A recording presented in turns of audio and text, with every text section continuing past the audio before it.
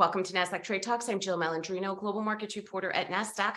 Joining us for this segment, we have Jason Frishman, founder of Netcapital, to discuss how founders and startups are plugging current institutional funding gaps and the problems with the early stage fundraising ecosystem.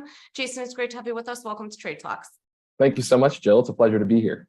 All right, you got it. Let's start with retail investors first. How come retail investors have typically been shut out of investing in innovative early stage startups? Well, there are two reasons. The first is practical and the second is legal. So first is that it wasn't legal for retail investors, non-accredited investors to participate in private securities offerings until very recently. It's a change in legislation called the Jobs Act, the Jumpstart Our Business Startups Act. Non-accredited investors account for 90 to 95% of US households, so the majority of retail investors. And then practically, it's just very difficult to get into the room with founders in Silicon Valley, Boston, New York, the main areas where a lot of tech innovation is happening. It's very difficult to get access to that deal flow. And so Netcapital aims to solve those problems with the Jobs Act catalyzing the business opportunity here. How does this impact founders? Well, it impacts founders in a few ways. I mean, number one, typically raising capital as a founder is a little bit outside of your typical day-to-day that you would expect as an entrepreneur trying to build and grow value in your business. It can be a little distracting having to go around, do the pitch show, to various venture firms, angel groups, shaking hands and doing that whole gig. It gets kind of tiring and it's not really building your business. With this Jobs Act and with Netcapital as a platform, you can generally solicit for the sale of securities. So you can run robust marketing campaigns to get awareness on the fact that you're raising capital. And so it feels much more included in what you would typically do as an early stage company or as a founder, where you're not only growing your consumer base and your customer base, your fans and your followers, but you're also growing your investor base at the same time. There's something very powerful of having your consumers and fans being your investors, because that getting everybody on the same page with equity, making everybody economically incentivized to be successful creates brand ambassadors in a very unique and special way for companies. So let's talk more about those solutions. What types of solutions does Netcapital provide to open up those investment opportunities to the existing shareholders and, of course, a broader retail base? Yeah, that's a great question. So it's all about ease of access and low minimums too. The other challenge with retail investors investing in private companies, a lot of people watching might think, well, that's not for me. I don't have $100,000 lying around that I can invest one check into an early stage company.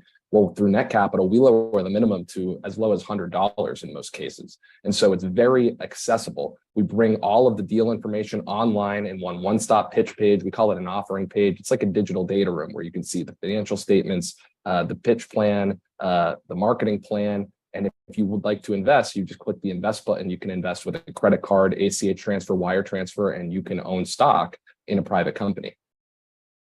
Are these types of investments properly vetted for retail investors, and how liquid are they? Yeah, that's an important question. Both are important questions. So with respect to the vetting, we are a funding portal. So we are members of FINRA, registered with the SEC, and there is a diligence process that we run on every company in order to list them on the funding portal.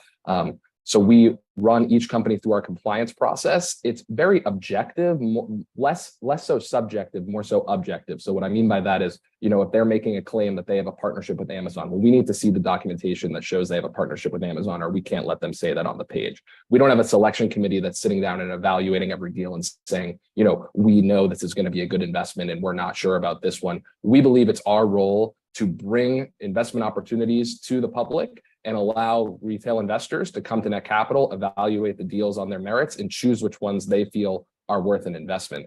And then to your second question with respect to liquidity, that is incredibly important. I think in order to, our vision is to make the private capital markets work for real people. And in order to do that, we felt we had to solve three problems: make deal flow accessible, lower the minimum investment size down, and include liquidity. And so that's a key focus for us here.